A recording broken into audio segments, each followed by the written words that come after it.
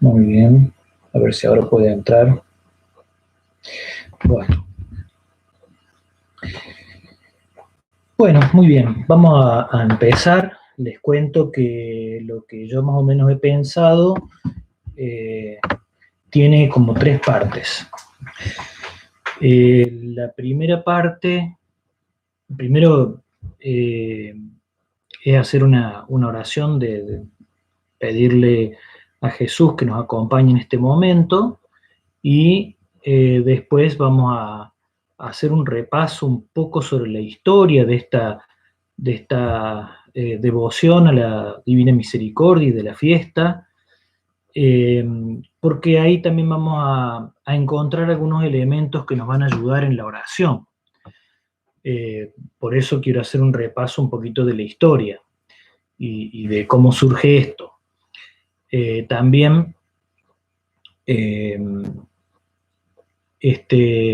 al final vamos a hacer una pequeña lección sobre el texto del Evangelio de este domingo, ¿m?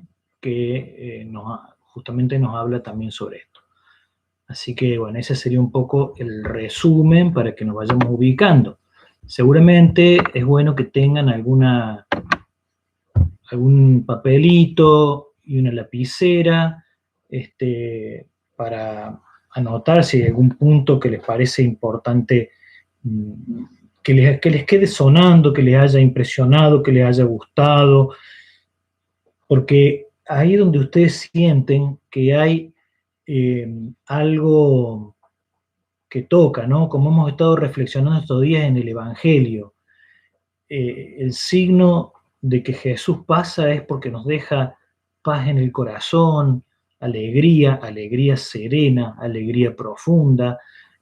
Bueno, esas cosas cuando uno va hablando, si hay algo que me ha quedado, digamos así, como haciendo eco en mi interior, en mi corazón, lo anoto para después, en ese momento que vamos a cada uno, al final de esta horita de meditación, cada uno lo retoma y lo reza, lo pone en la presencia de Jesús, lo habla con él. ¿Mm? Bueno, en el nombre del Padre y del Hijo y del Espíritu Santo. Amén. Bueno, ante todo queremos pedirte, Señor, que nos regales tu Espíritu Santo en este momento en el que vamos a compartir tus misterios. Queremos que nos des el don de adentrarnos en tu corazón misericordioso, en tu misma misericordia, que nos hagas la gracia de asomarnos un poquito a este misterio, porque sabemos que nos desborda, es más grande de lo que nosotros podemos pensar y podemos imaginar.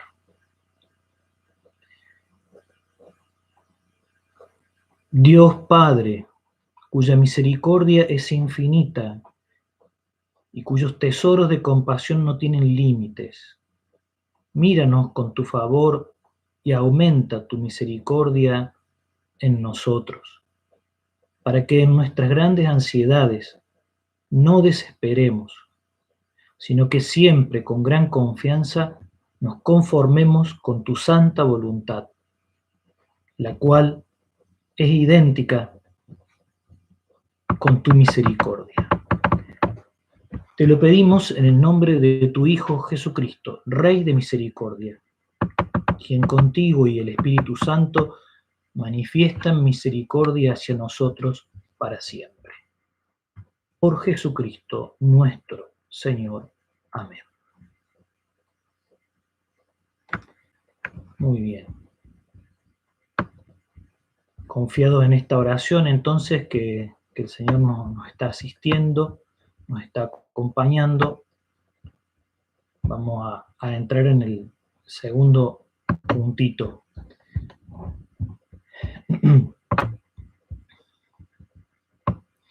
Que nos proponíamos para hoy, que es meternos en la historia, de dónde surge esta devoción, ¿no? Bueno, lo primero que tenemos que decir es que hay una persona que es portadora de esta noticia. Esa persona es Sor Faustina Kowalski. Les quiero contar que Sor Faustina nace en el año 1905 en una aldea cerca de Cracovia, en Polonia. Ella es la tercera hermana de 10 hermanos. Y desde pequeña se destacó por el amor a la oración, al trabajo, a la disponibilidad y también, y es muy importante, a la sensibilidad ante la pobreza humana. Esto es muy importante. Y su educación escolar duró solamente 3 años. Casi que no tuvo instrucción escolar.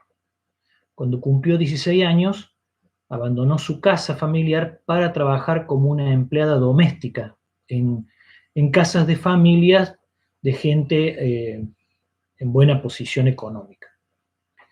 A los 20 años ingresa a una congregación, la Congregación de las Hermanas de la Madre de Dios de la Misericordia. Y ahí toma el nombre de María Faustina. Y vivió 13 años cumpliendo sus deberes de cocinera, jardinera y portera en el convento. Y esto nos llama mucho la atención, porque no estamos ante una persona que se destaque por su inteligencia, porque sea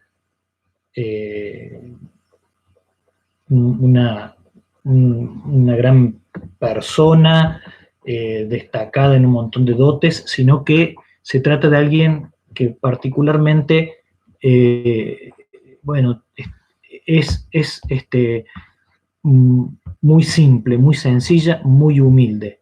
Como a Dios le gusta elegir a las personas, ¿no?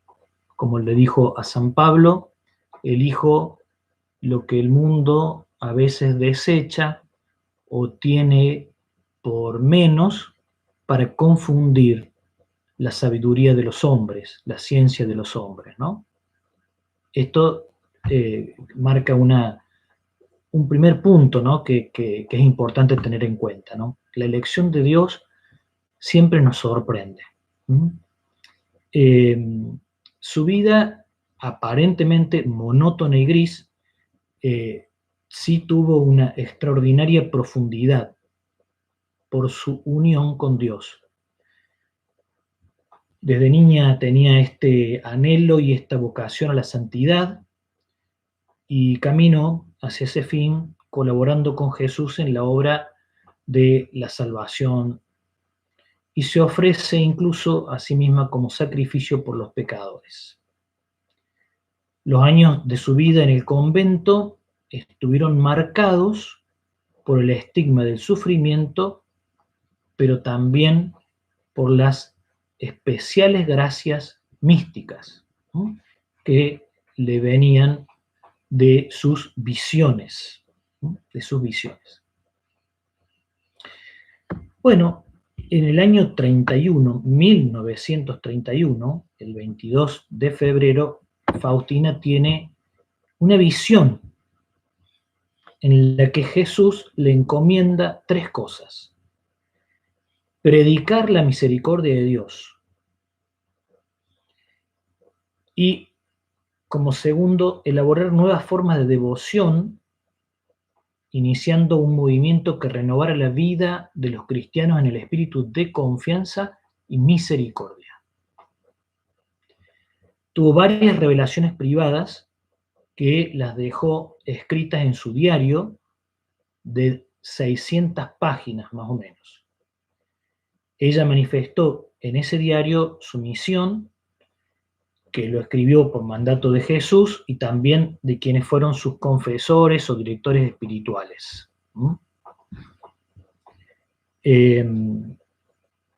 Registró con fidelidad todo lo que Jesús le pidió y le describió en los encuentros, estos que ella tenía especialmente. Estamos hablando de revelaciones privadas, que por supuesto las revelaciones privadas son una gracia muy especial que solamente algunas personas reciben. La reciben para bien de sí, pero también para bien de los demás.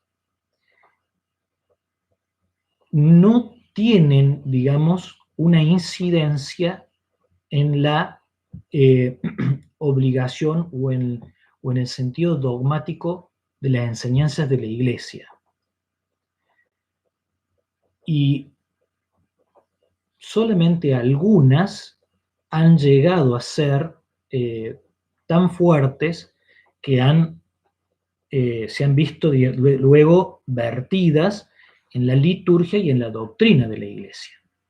Por ejemplo, el Sagrado Corazón de Jesús también es una devoción que inicia Santa María Margarita de Alacoque, que es una visión que tiene y que después se transforma en una devoción, digamos, reconocida por la Iglesia y practicada, y además puesta en la liturgia.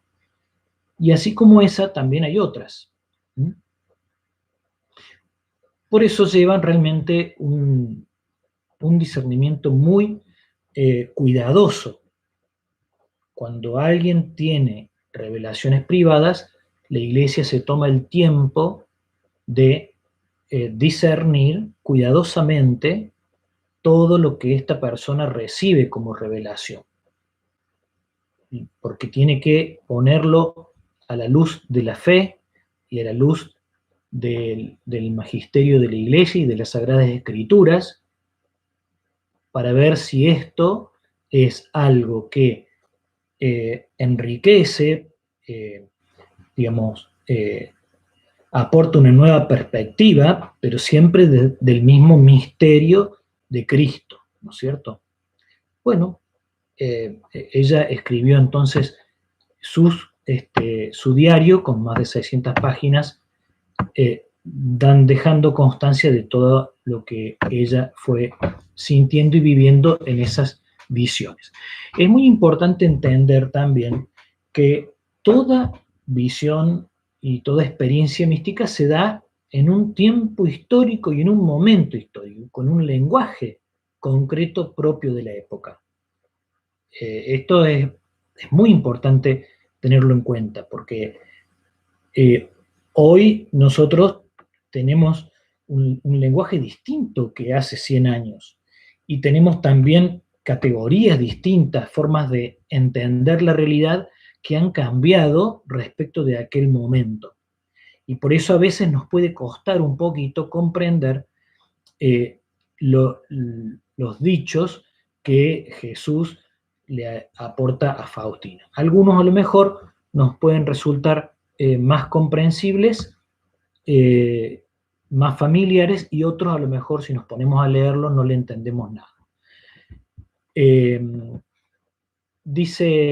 Dice Faustina: secretaria de mi más profundo misterio, dijo el Señor Jesús a Sor Faustina, tu misión es la de escribir todo lo que te hago conocer sobre mi misericordia para el provecho de aquellos que, leyendo estos escritos, encontrarán en sus almas consuelo y adquirirán valor para acercarse a mí. Bueno, por ejemplo, la palabra alma, hoy en día quizá nosotros no la utilizamos tanto. Entendemos a la persona como una integridad de cuerpo y alma, ¿no? Entonces, tenemos que comprender que aquí lo que se está queriendo expresar Jesús es justamente que las personas encontrarán consuelo y adquirirán valor para acercarse a mí, ¿no? Bueno, esta obra que al final se publica, atrae a mucha gente sencilla, pero también a estudiosos que descubren en ella una fuente para sus investigaciones. y ha sido traducido en muchos idiomas: inglés, alemán, italiano, español, francés, portugués, árabe, ruso, checo, eslovaco. Bueno, Faustina muere a los 33 años en el año 1938. Estaba naciendo mi papá, muere Faustina. El 18 de abril del 93, varios años después, Juan Pablo II beatifica a Faustina en la Basílica de San Pedro en Roma. Y lo hizo el primer domingo de Pascua, en la cual, según el pedido expreso de Jesús a Sor Faustina, debía celebrarse la fiesta de la misericordia. Sería el primer domingo después de Pascua, es decir, el segundo domingo de Pascua. Y la beatifica,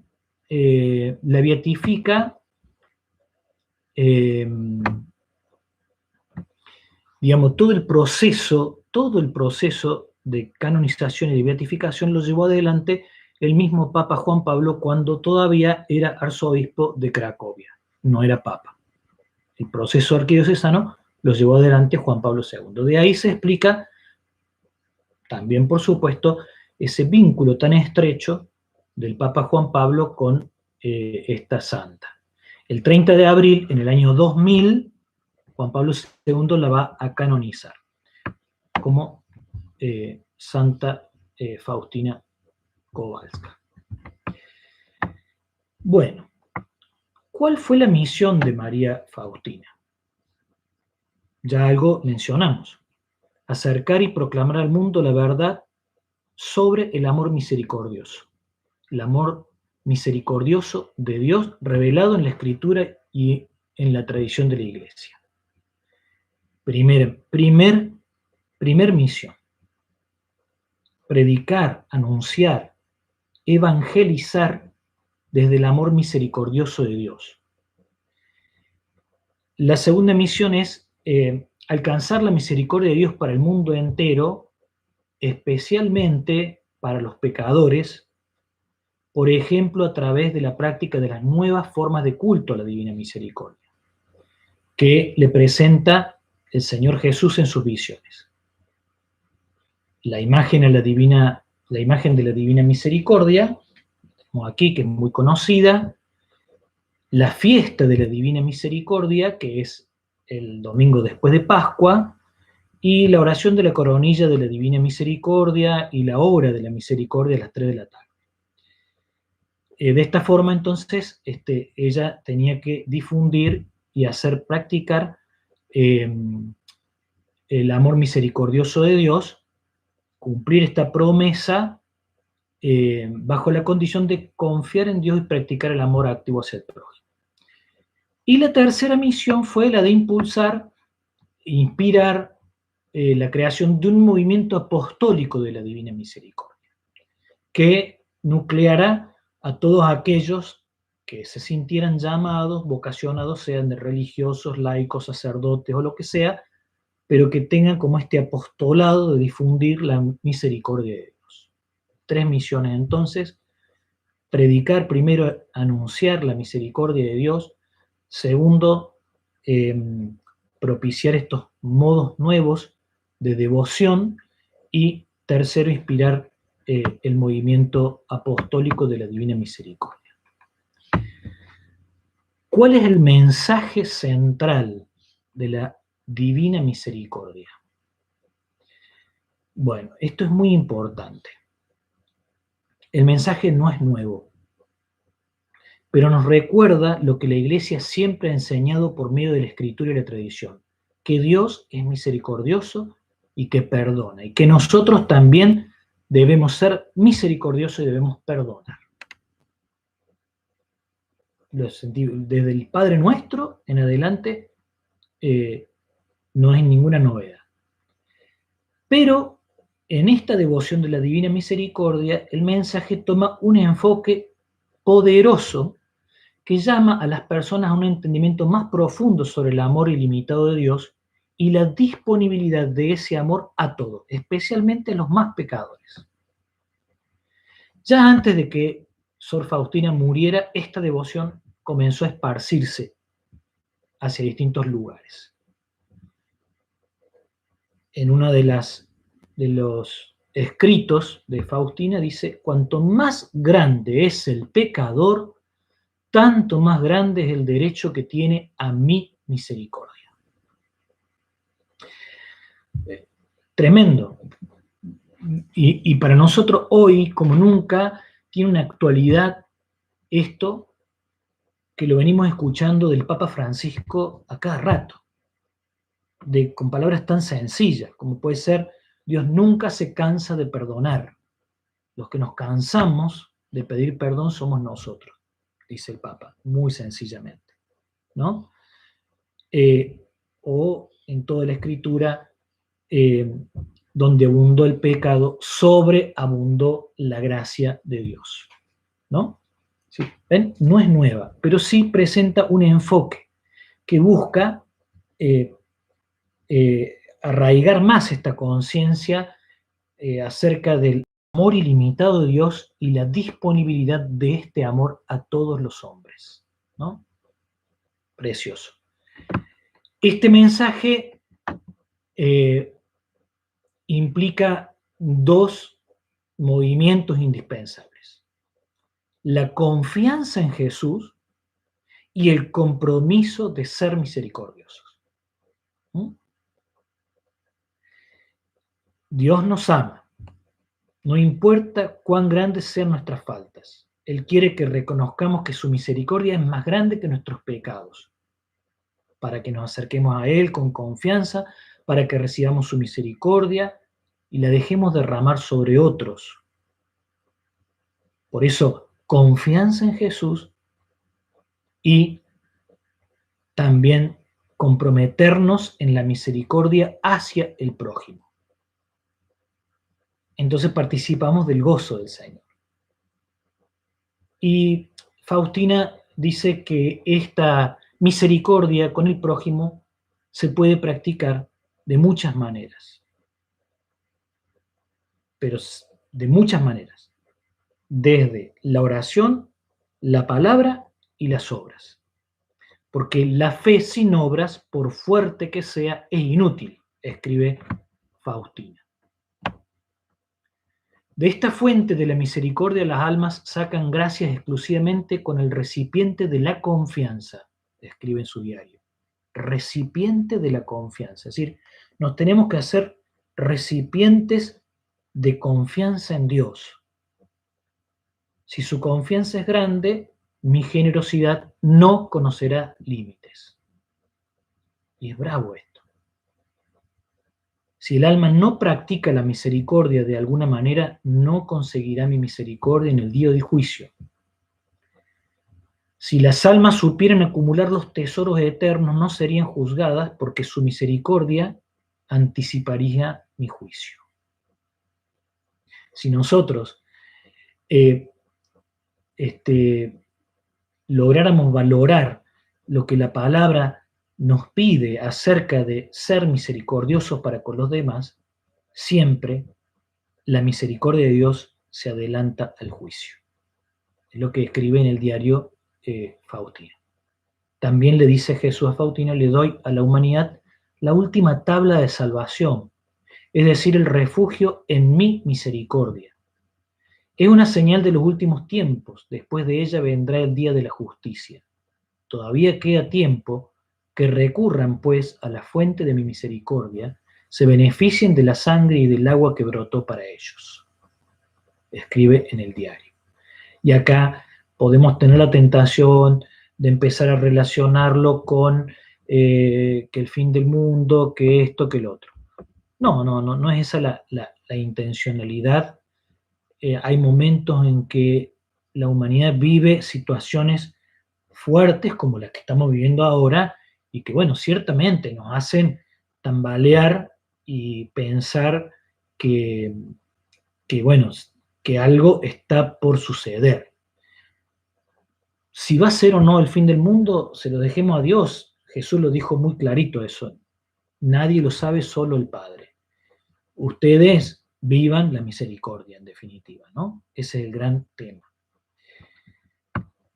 Dice Faustina en otro pasaje de su libro, de su diario, que harán en el cielo campos vacíos, no porque Dios así lo desee, sino porque el hombre no los quiso ocupar.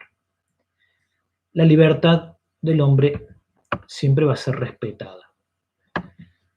¿Cuál es la esencia de esta devoción?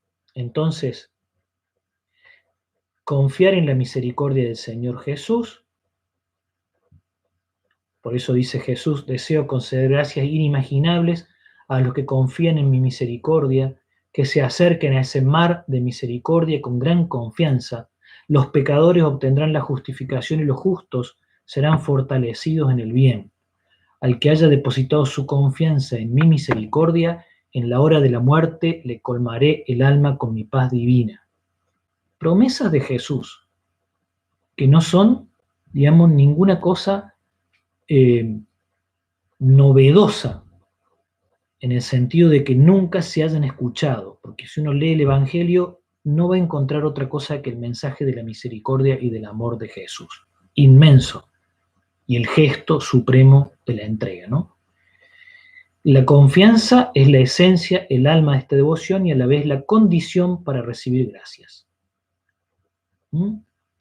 Si no hay confianza, nos resistimos a que la misericordia la podamos recibir. Por eso decía que seamos recipientes de misericordia, de confianza, recipientes de confianza para recibir la misericordia. Confiarnos a la bondad de Jesús. Esa es una cosa muy importante. Me complazco particularmente en aquellos que confían en mi bondad, dice Jesús en el diario. La misericordia define nuestra actitud ante cada persona. Volvemos a repetir nuevamente y nunca está de más. Exijo de ti, le dice a Faustina, obras de misericordia que deben surgir del amor hacia mí. Debes mostrar misericordia siempre y en todas partes. No puedes dejar de hacerlo ni excusarte ni justificarte. Y te doy 3 formas de ejercer misericordia. La primera es la acción, la segunda la palabra, la tercera la oración. En estas 3 formas se encierra la plenitud de la misericordia y un testimonio indefectible del amor hacia mí. De este modo, el alma alaba y adora mi misericordia. La acción, la palabra, la oración. La actitud del amor activo hacia el prójimo es otra condición para recibir la gracia. Si el alma no practica misericordia, no conseguirá mi misericordia en el día del juicio. Jesús desea que sus devotos hagan por lo menos una obra de misericordia al día.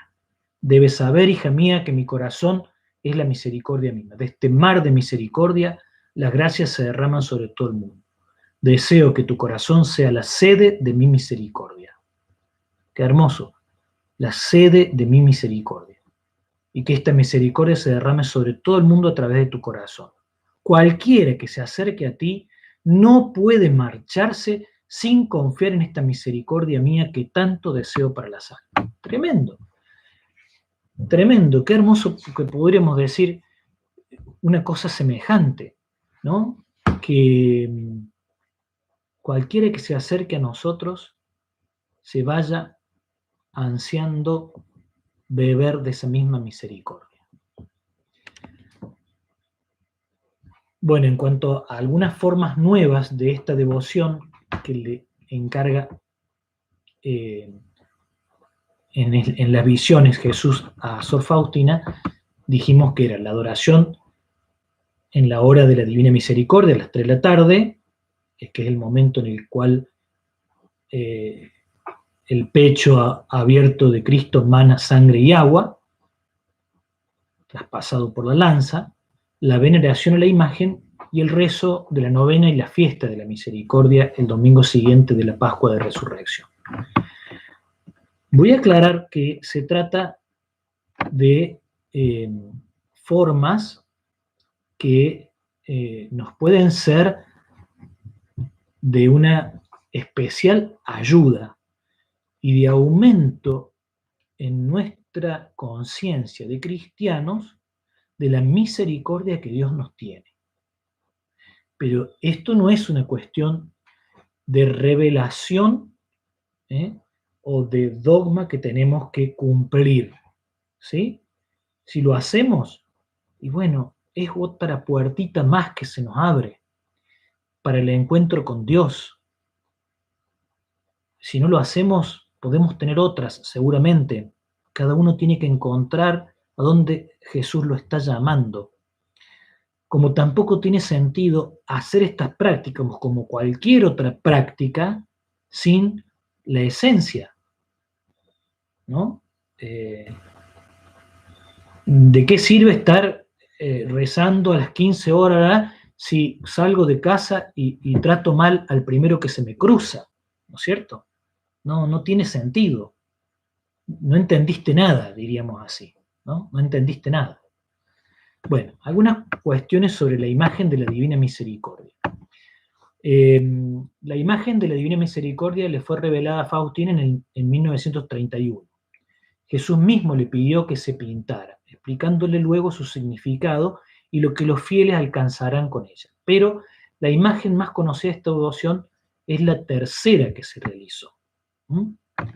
El primer cuadro lo hace un señor, un artista que se llama Eugenio Kazimirovsky.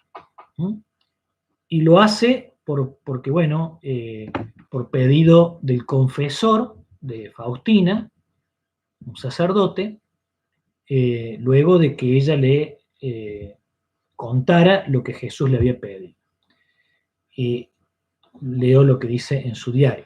Al anochecer, estando en mi celda, vi al Señor Jesús vestido con una túnica blanca, tenía una mano levantada para bendecir y con la otra tocaba la túnica sobre el pecho. De la abertura de la túnica en el pecho salían dos grandes rayos, uno rojo y otro pálido. Después de un momento, Jesús me dijo: pinta una imagen según el modelo que ves y firma: Jesús, en ti confío. Deseo que esta imagen sea venerada primero en su capilla y luego en el mundo entero. Jesús le señaló: prometo que el alma que venere esta imagen no perecerá. También prometo ya aquí en la tierra la victoria sobre el enemigo y sobre todo a la hora de la muerte. Yo mismo la defenderé como mi gloria. Pero conectemos esto con todo lo que acabamos de decir. No es una fórmula mágica que entonces yo, como estoy venerando la imagen, ya listo, ya quedo inmune de todo, protegido de todo, solucionado todo. Porque no nos olvidemos lo que acaba de decir el mismo Señor Jesús, ¿no? No tendré misericordia con quien no tiene misericordia. Entonces, tenemos que tener muy en cuenta esto. Los dos rayos significan la sangre y el agua. El rayo pálido simboliza el agua, que justifica a las almas. El rayo rojo simboliza la sangre, que es la vida de las almas. Ambos rayos brotaron de las entrañas más profundas de mi misericordia cuando mi corazón agonizante fue abierto en la cruz por la lanza. Y ciertamente esto es lo que nos narra el Evangelio de San Juan cuando narra la pasión. Jesús, que está en la cruz, recibe el lanzazo y de su corazón abierto, traspasado, brota sangre y agua. Algo que también los padres de la Iglesia relacionaron inmediatamente con el bautismo, el agua del bautismo, y con la sangre de la Eucaristía, ¿no? Que son justamente lo que dice aquí: el agua que justifica a las almas, el bautismo que salva, y el rojo que simboliza la vida de las almas. La Eucaristía es ese alimento que nutre nuestros corazones. Dice: estos rayos protegen a las almas de la indignación de mi Padre. Bienaventurado quien viva a la sombra de ellos, porque no lo alcanzará la justa mano de Dios.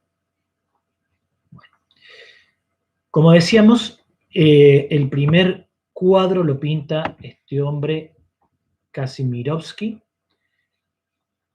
Y dice que cuando Sor Faustina va al taller y ve la imagen, y lo escribe en su diario, una vez cuando estaba en el taller de aquel pintor, vi que no era tan bella como es Jesús. Me afligí mucho por eso. Sin embargo, lo oculté profundamente en mi corazón. Fui a la capilla y lloré muchísimo. ¿Quién te pintará tan bello como tú eres? Y como respuesta, miren esta respuesta. Oí estas palabras. No en la belleza del color, ni en la del pincel está la grandeza de esta imagen, sino en mi gracia. Con lo cual, fíjense, nosotros queremos a veces aferrarnos a esa tabla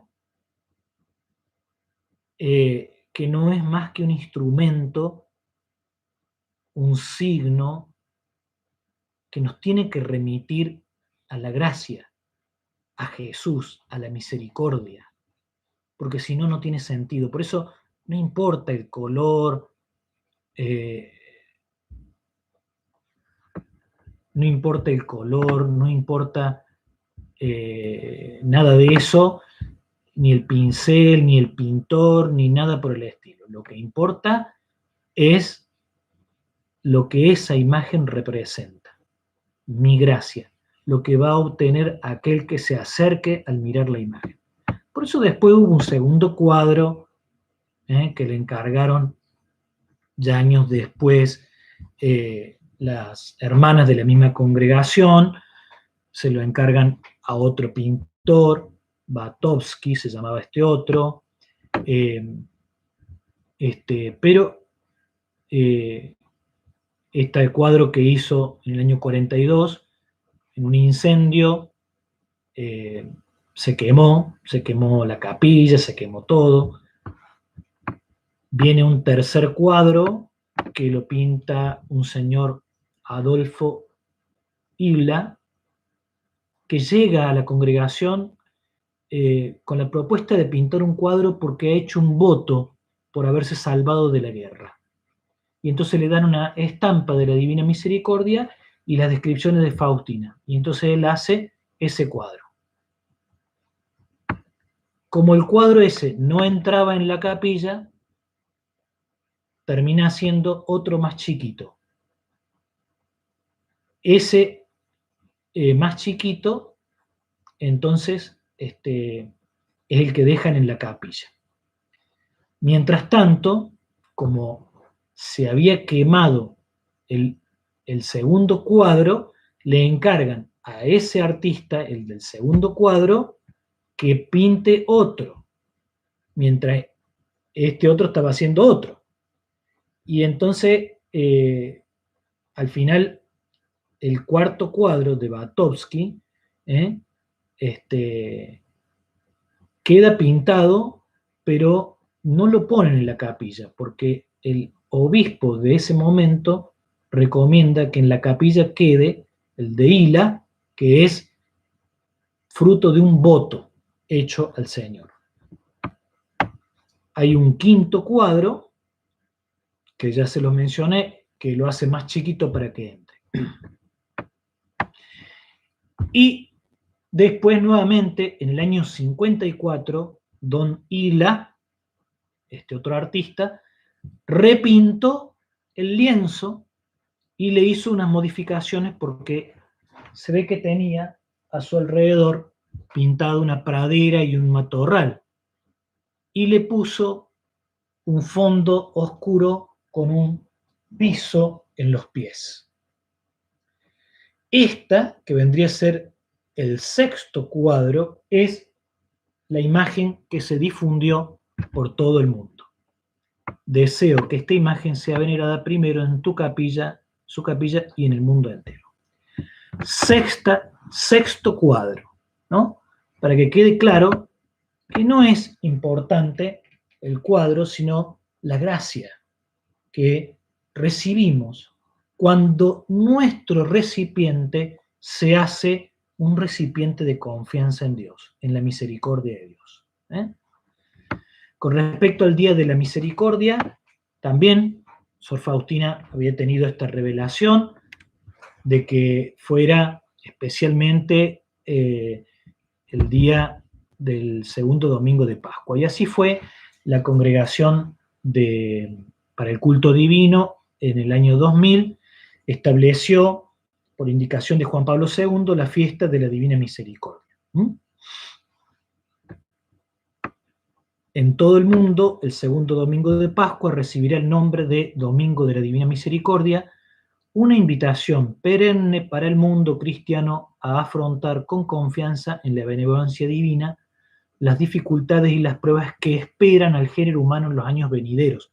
Dijo así el Papa el día de Sor Faustina el 30 de abril, algo que lo dijo sin tenerlo escrito. En todo el mundo, el segundo domingo se recibirá el nombre de Domingo de la Divina Misericordia. Invitación para el mundo cristiano a afrontar con confianza en la benevolencia divina las dificultades y las pruebas que esperan a la humanidad en los años venideros. Miren ustedes, lo había dicho en el año 2000 el Papa Juan Pablo II. Bueno, así fue que se estableció entonces oficialmente esa fecha. Una breve referencia a Juan Pablo II y Sor Faustina. Dijimos que Sor Faustina había tenido una visión en el año 38, donde cuando ella estaba rezando por Polonia, oí estas palabras: he amado a Polonia de manera especial, y si obedece mi voluntad, la enalteceré en poder y en santidad. De ella saldrá una chispa que preparará al mundo para mi última venida. Bueno, Juan Pablo II, o quien sea, lo puede interpretar como la chispa, ¿no? Esa chispa que viene a preparar al mundo, ¿no? Como decíamos, el Papa Juan Pablo, siendo el cardenal de Cracovia, fue el que impulsó toda la causa de canonización de Sor Faustina. Y eso empezó en el año 67. La causa de canonización empezó en el año 67. Él llevó todo el proceso informativo diocesano y después, en el 93, fue cuando él, ya siendo papa, la beatifica. Entre los años 59 y 78, esta devoción a la Divina Misericordia estaba prohibida en la Iglesia mientras se investigaba el caso. Como dijimos antes, la Iglesia siempre hace un discernimiento de esas revelaciones privadas antes de ofrecerlas al mundo para que todos puedan recibirla, digamos, ¿no? Y adoptarlas como propia. Ese tiempo tuvo la intervención del propio Papa Juan Pablo, que poco antes de asumir como Papa, a través de los estudios que se presentaron y todo eso, la Santa Sede la permitió en el año 78. Juan Pablo II, en el año 80, escribe la encíclica que se inspira en esta devoción. La encíclica se llama La Misericordia Divina, Dives in Misericordia, que es una de las encíclicas primeras que el Papa Juan Pablo II escribió. Un detalle simplemente es que cuando él fallece, siendo 2 de abril, era vísperas de esta fiesta de la Divina Misericordia. Muy bien. Bueno, esto es para comentarles un poquito acerca de cómo surge esta devoción a la Divina Misericordia. Como digo, no podemos despegarla de la historia y del momento que vivía en ese tiempo, y que a veces es como una semilla que se planta allá, a lo lejos, y que recién comienza a dar frutos muchos años después.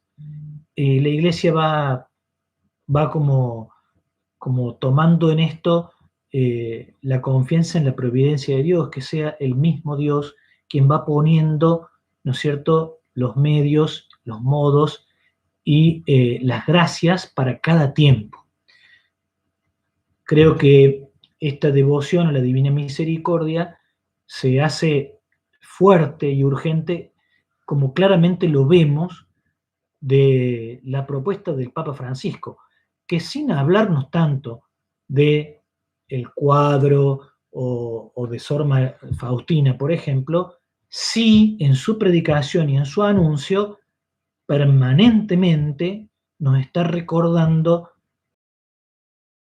dejarnos acoger por la misericordia de Dios, de no ceder a la tentación de mirar todo enjuiciándolo, todo condenándolo, sino de tratar de mirar desde los ojos misericordiosos de Jesús, quien en su vida siempre dedicó tiempo para estar y acompañar a los pecadores, ¿no? Para estar con los pecadores. He venido no para los justos, sino para los pecadores, como el médico viene para los enfermos y no para los contundentes.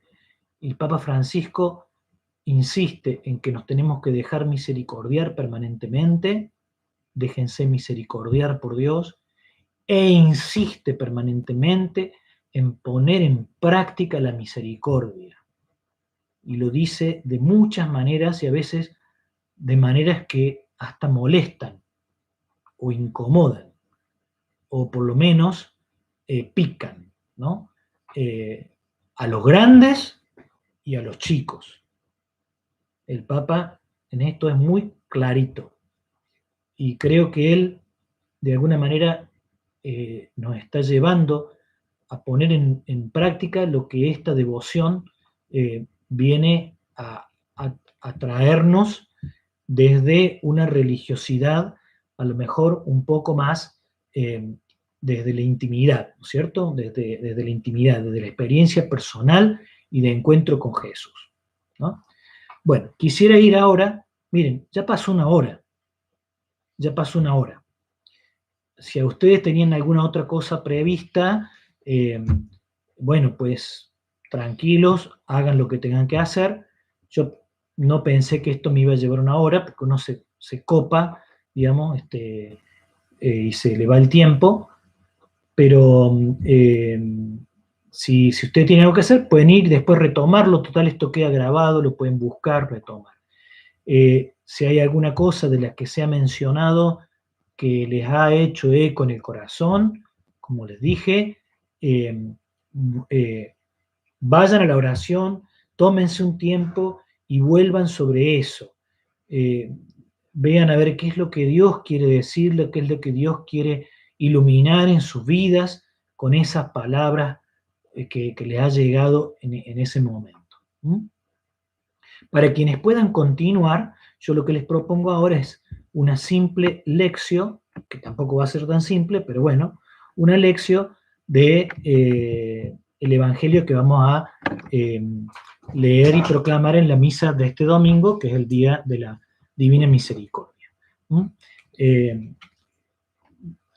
el Evangelio de San Juan, capítulo 20,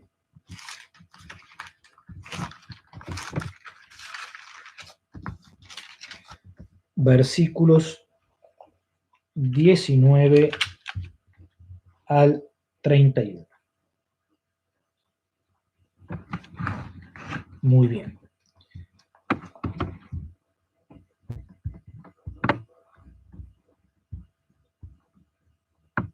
¿Alguno tiene una pregunta hasta acá? ¿Alguna duda?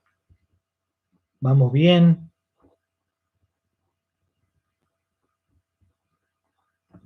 Bueno, espero que todo vaya bien. Si no, ya les dije, háganse nota de alguna forma. Bueno, vamos a leer el texto bíblico del Evangelio de San Juan.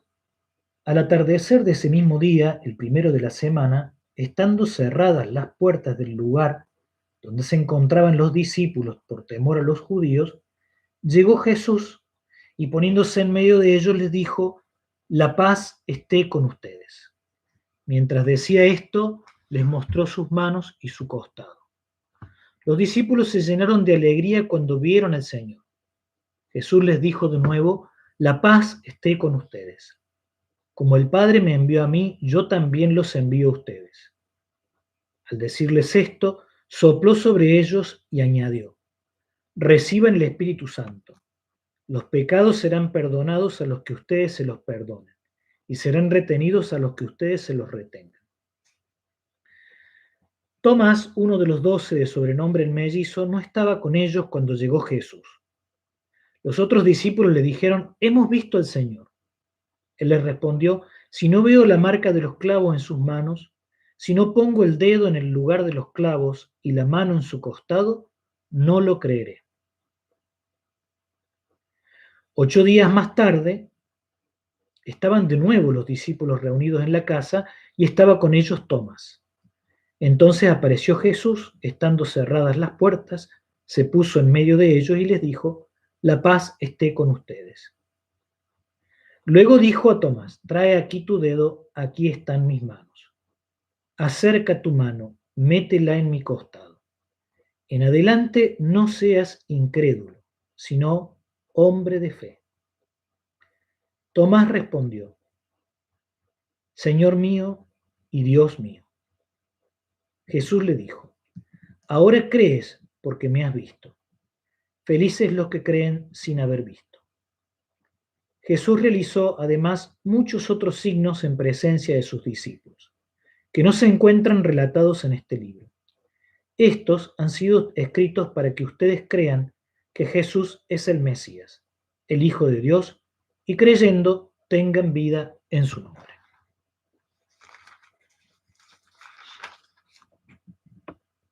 Palabra del Señor. Gloria a ti, Señor Jesús. Bueno, este texto forma parte en el Evangelio de San Juan de lo último, ¿no? Que se le llama el libro de la resurrección. Lo primero que hacemos en la lección siempre es preguntarnos qué dice el texto, comprender lo que el texto dice. Y entonces tenemos que ponerlo en su lugar. Acaba de suceder el primer día de la semana, Jesús ha resucitado, se ha encontrado con María Magdalena, con las mujeres que fueron al sepulcro. Los discípulos están entonces a la tarde en este lugar, reunidos. La tarde del primer día después del sábado. Esto, entonces, es determinante, porque se trata de un acontecimiento que marca un antes y un después en la historia del mundo, de la humanidad. No es un texto, digamos, como para pasar así nomás por encimita.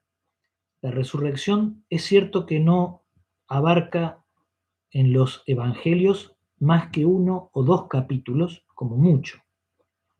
Pero sin embargo, desde la luz de la resurrección está escrito todo el evangelio, todo el evangelio, todos los evangelios, todas las cartas están escritas a la luz de la Pascua ya vivida.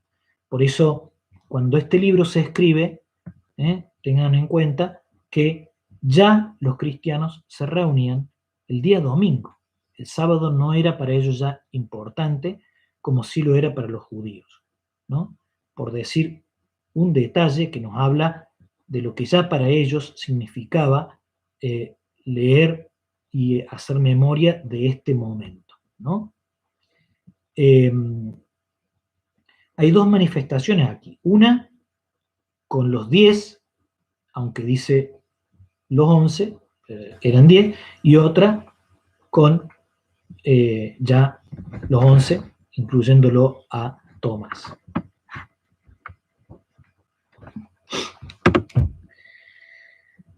Lo primero que nos llama la atención de este texto es justamente el miedo, ¿no? que ellos tienen.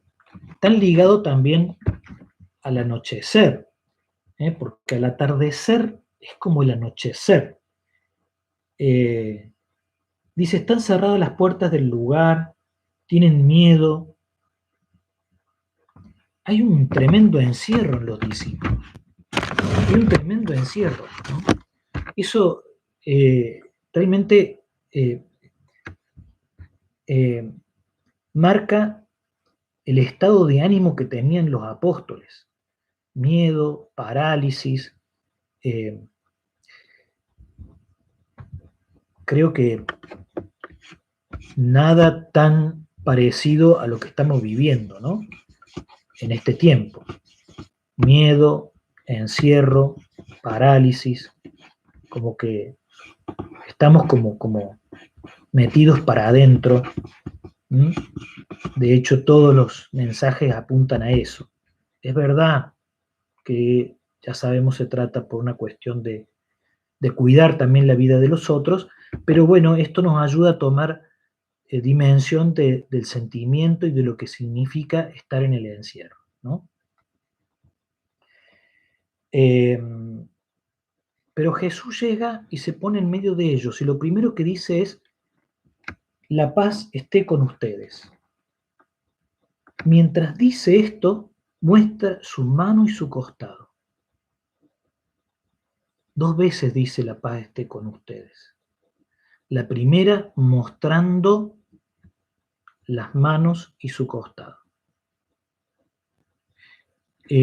San Juan es el único que relata eh, la marca del costado y lo hace con una especial intencionalidad de relacionarlo con el lanzazo que recibe en la cruz, que es donde brota sangre y agua.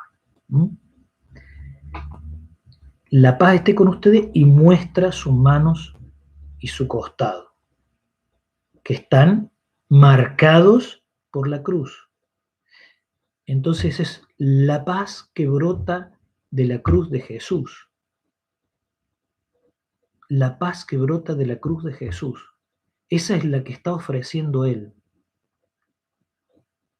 En algún momento Jesús les había dicho, les dejo la paz, les doy mi paz, pero no como la que da el mundo, porque se trata de esta paz, la que brota de la cruz, del, incluso de sus manos y su costado traspasado. Ya aquí entonces fíjense ustedes la vinculación que tiene con esta devoción de la misericordia, porque el contemplar sus manos y su costado, de alguna manera, nos hace experimentar la paz que brota de ello, ¿no? Y la segunda dice, la paz esté con ustedes, y es una paz ahora movilizadora, porque dice, como el Padre me envió a mí, yo también los envío a ustedes, y sopla sobre ellos y le dice, reciban el Espíritu Santo. La paz que brota del Espíritu, que le ha entregado Jesús a los apóstoles. Ya el Espíritu aquí se está entregando desde el mismo momento de la cruz, cuando expira Jesús, el Evangelio dice, expiró el Espíritu, exhaló el Espíritu, ¿no? Que es el dador de la paz. Pero yo los envío como a mí me envió el Padre. Y dice más, los pecados serán perdonados a los que ustedes se los perdonen y serán retenidos a los que ustedes se los retengan. Hablar del perdón de los pecados, es hablar de misericordia, es hablar de reconciliación, es hablar del gesto más supremo del amor de Dios. Porque si uno tuviera que decir, ¿Qué puede haber en una expresión de amor? Lo más grande, la expresión más grande de amor es la del perdón. Sin duda que es la del perdón. Y de ahí se deducen todas las demás. El perdón se ofrece gratuitamente. Es lo más gratuito. No puede venir impulsado por ningún interés. Porque si viene impulsado por un interés, deja de ser perdón. El perdón restaura, sana. El perdón une. No solo a aquel que se lo damos, sino también a nosotros que lo damos. Sana, redime, une en nuestra interioridad. ¿Y cómo no va a traer paz esto? ¿No? ¿Cómo no va a traer paz? Es verdad que a los que ustedes se los retengan serán retenidos, y a los que se los perdone serán perdonados. Siempre estará la invitación y la propuesta. No puede ser nada impuesto en esto. La misericordia de Dios se nos ofrece sencillamente como una invitación, como una propuesta. Pero nosotros tenemos que, con nuestra libertad, aceptarla o no, recipientes de confianza, ¿no? ¿Ven? ¿Somos recipientes de confianza o no?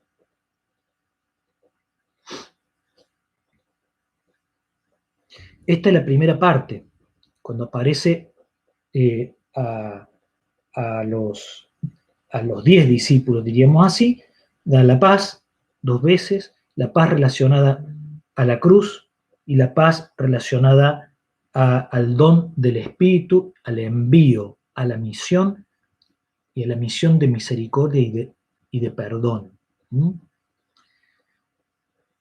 Luego viene la segunda parte, que es nuevamente Jesús que se hace presente. Ahora Tomás está presente porque Tomás ha recibido el anuncio. Fíjense cómo los apóstoles ya cumplen con el mandato de Jesús, porque van y lo buscan a Tomás y le dice, nos pasó esto, el Señor, y Tomás se resiste a creer. Bueno, tiene su derecho. Creer en la resurrección es un acto de fe, ciertamente. Y vemos que no se la pierde en la próxima, ¿no? Así que Tomás fue a los 8 días más tarde, al domingo siguiente, que sería justamente el domingo de la misericordia. Nada mejor que esto, ¿no? Hemos visto cómo Jesús ya se ha hecho presente y no les ha reclamado nada. No les ha echado en cara que se fueron, que lo abandonaron, que mal. No les ha dicho nada. Al contrario, los ha investido de la misma misericordia para que ellos sean misericordiosos, ¿no? Y va al extremo ahora, ¿no? Con el encuentro con Tomás, porque vuelve a dar la paz y ahora no solo lo muestra, sino que también lo invita a Tomás a hacer la experiencia de tocar. Mira, acá están mis manos, vení, tocá, porque vos habías dicho que si no veías y tocabas no creías. Aquí están mis manos, tráela tu dedo, trae tu mano. Y acá fíjense que hay un detalle importante, porque Tomás, al menos San Juan en el Evangelio no dice, Tomás se acercó y comprobó, Tomás se acercó y tocó, Tomás puso la mano, no dice nada de eso. Porque Jesús le dice, trae aquí tu dedo, mételo en mi costado. En adelante no seas incrédulo, sino hombre de fe. Y Tomás respondió, Señor mío y Dios mío. Ahora crees, porque me has visto. felices los que creen sin haber visto. Es como que Tomás, frente a la contundencia de lo que tenía al frente, no necesitaba más nada. Y si bien se le ofrecía tocar, no sabemos si tocó o no. Lo que sí sabemos es que se mandó la confesión de fe más clara y más explícita de todo el Nuevo Testamento ante Jesús. Decirle a Jesús, Señor mío y Dios mío, es lo más increíble que podría alguien haber dicho a Jesús en ese momento. Y más para un judío, donde el Señor y el Dios mío son reservados único y exclusivamente a Dios, al Dios del Antiguo Testamento. Entonces Tomás ve en el resucitado a el Hijo de Dios presente ante él, sin lugar a duda. Ahora crees, pero felices los que creen sin haber visto. Y después viene una conclusión donde refiere que él realizó muchos otros signos, pero que en realidad lo importante es que estos que están relatados los consideres, fíjense, para que ustedes crean que Jesús es el Mesías, el Hijo de Dios, y creyendo tengan vida en su nombre. Y esta es la finalidad del Evangelio y de la predicación, que creyendo tengamos vida en Jesús. Que creyendo tengamos vida en Jesús. Bueno, realmente aquí vemos cómo la misericordia de Jesús rebasa por completo todos los pronósticos, digamos, y todas las calculaciones y especulaciones humanas. Porque él,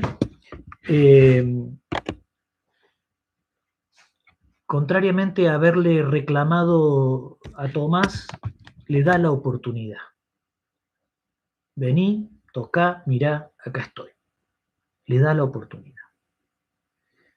Algo a lo cual, sin lugar a duda, Tomás tenía derecho, por decir así. Pero solo la misericordia de Dios lo puede otorgar. Por eso estamos ante un don de la misericordia de Dios, que siempre va más allá. Pero si Jesús va más allá, es para que nosotros vayamos más allá. Es para que nosotros vayamos más allá. Por eso, aquello que le dice a Faustina, Jesús, ¿no? Todos los tesoros a los que ustedes tienen acceso no pueden quedar escondidos. Tienen que salir y llevarlos con la acción, con la palabra y con la oración, en definitiva, ¿no? Con la acción, con la palabra y con la oración. Esto es fundamental. Y la Iglesia comprendió esto perfectamente porque los apóstoles fueron realmente transformados, ¿no? De pasar a esa situación de encierro, de miedo, de estar encerrados ahí, de aislamiento, toman fuerza, se llenan de alegría y salen y anuncian y avisan y hablan y cuentan y no se quedan callados. Y sabemos que esto no queda solamente en la palabra, sino que va en las obras, porque los Hechos de los Apóstoles nos cuentan innumerables veces en las que los apóstoles o las primeras comunidades viven la caridad y la misericordia entre ellos, ayudando a los que necesitan, viendo que nadie pase necesidad, viendo que todos en la comunidad tengan lo suficiente. Y entonces aquí se establece una verdadera coherencia y unidad entre la palabra y la acción, ¿no? Que la misericordia se tiene que ver en obras. Por eso también esa propuesta, ¿no?, que surge de los escritos de Faustina, ¿no? Eh, Todos los días, al menos una obra de misericordia tenemos que hacer.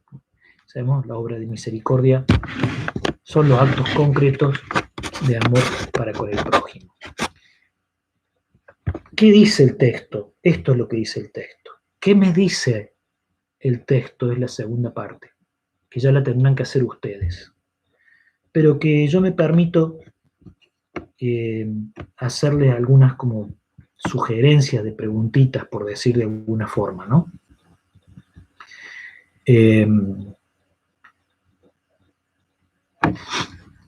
Lo primero es caer en la cuenta de que esta manifestación de la misericordia en el Evangelio se da en comunidad, no se da a cada uno individualmente, sino en comunidad. Los discípulos están reunidos. Tomás no estaba. Cuando los discípulos se vuelven a reunir y Tomás está, ahí vuelve nuevamente a hacerse presente Jesús. Y las apariciones fueron así. Las revelaciones que tiene Faustina en realidad son individuales, son privadas, son para ella. Pero la Iglesia las toma y se toma su tiempo, y con el tiempo las va entonces discerniendo y viendo que es en la comunidad donde esto fermenta, donde esto tiene fuerza, donde esto eh, va siendo un signo del paso y de la presencia de Dios, ¿no? ¿Por qué? Porque tras de esto muchos corazones vuelven a Dios, muchos corazones se llenan, se inflaman de la caridad de Dios y van para adelante. Entonces, una cuestión muy importante me parece que podemos preguntarnos es esto, si nosotros eh, estamos impulsados en este tiempo que vivimos la Pascua como comunidad de esa fuerza que tuvieron los primeros discípulos. Porque nada queda igual después de la resurrección. Los discípulos estaban con miedo y pasan a llenarse de alegría. Están encerrados y son enviados. No ven y después ven. No creen y después creen. Y al creer, viven. Hay un nuevo itinerario transformado y transformador. ¿Qué me dice Jesús de esto a mí? ¿Qué me está diciendo a mí Jesús? ¿Qué me está proponiendo? ¿A qué me está invitando? ¿Qué me está susurrando al corazón en este momento? Hemos vivido la resurrección, el domingo celebramos el segundo domingo. Yo, Tomás, yo, Pedro, yo, algunos de los apóstoles, como comunidad. ¿Qué me está diciendo a mí? ¿Estoy experimentando esta fuerza que experimentaron los primeros apóstoles o no? ¿A qué me llama? Y después fíjense, la bondad de Cristo Jesús, que la mencionamos expresamente. Él no les pasa boleta, no les reclama nada, habiendo pasado por el abandono, por la soledad. Al contrario, les regala los frutos de la Pascua, la paz, el espíritu, el perdón de los pecados. Bueno, ¿qué lugar tiene Jesús en mi vida? Siendo, como puedo claramente decirlo, pecador, traidor, y haber hasta incluso abandonado muchas veces a Dios. ¿Qué lugar tiene Jesús? ¿Qué me está pidiendo Jesús en este momento? ¿Qué hago con esto? ¿No? La presencia en este texto desbordante de Dios, el Padre, el Hijo y el Espíritu Santo, por todos lados acá. Como el Padre me envió a mí, yo los envío a ustedes, reciban el Espíritu Santo, ¿no?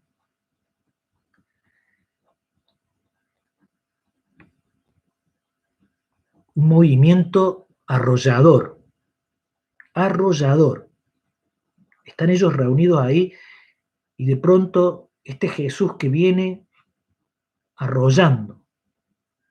El Padre me envió, yo los envío, reciban el Espíritu Santo. No está diciendo lo mismo. Dios me envió, yo los envío, reciben el Espíritu Santo. A quienes estamos por ahí llenos de modorra, no nos está como impulsando a algo. ¿Qué me está pidiendo Jesús? ¿Qué quiere que haga? ¿No?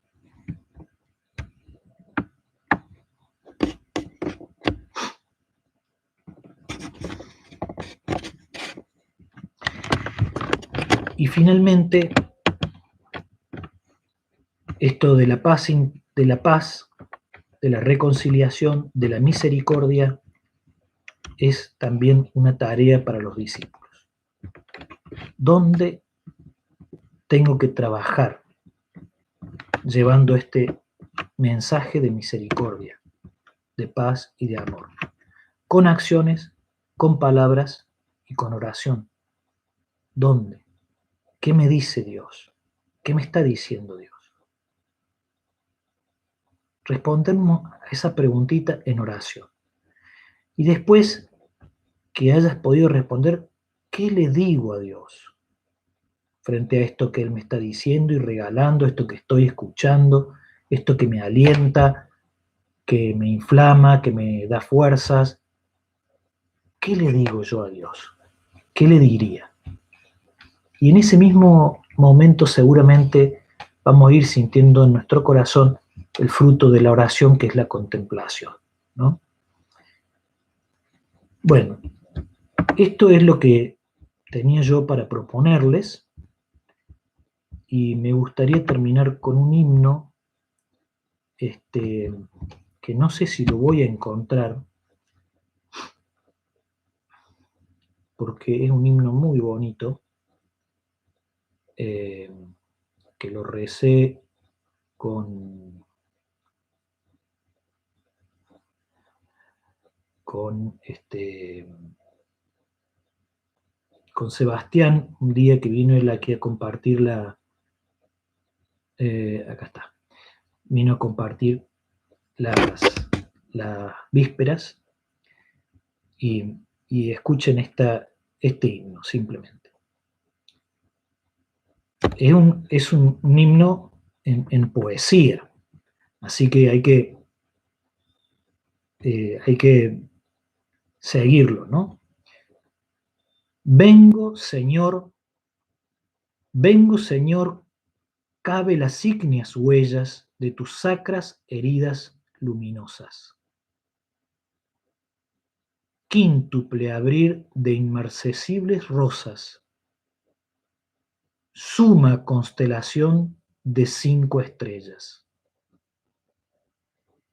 Vengo a poblar sus oquedades bellas, a estudiar en sus aulas silenciosas y a beber con ternuras dolorosas la miel de acíbar que pusiste en ellas.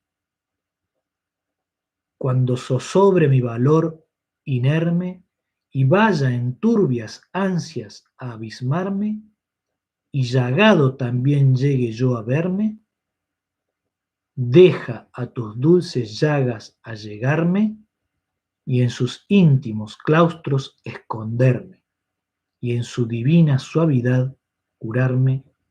Amén. Lo que dice con palabras raras es: dentro de tus llagas, escóndeme, como lo decimos en una hermosa oración de San Ignacio de Loyola.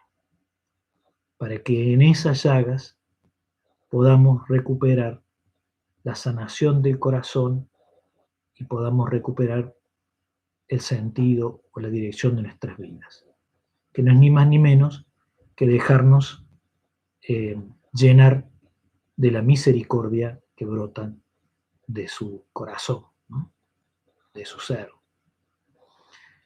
Bueno, espero que haya sido de utilidad, los haya ayudado en algún sentido a prepararse con más conciencia a esta fiesta y los anime sobre todo al compromiso, ¿no? A no quedarse en el encierro, a no quedarse estancados o con el miedo, sino a movilizarnos con ese dinamismo que lo arrolla todo, el del amor de Dios, el del que Él mismo pone en nuestros corazones. Bueno, que Dios los bendiga desde esta imagen de su divina misericordia y quienes puedan unirse nuevamente en el momento de la misa, nos estaremos reencontrando.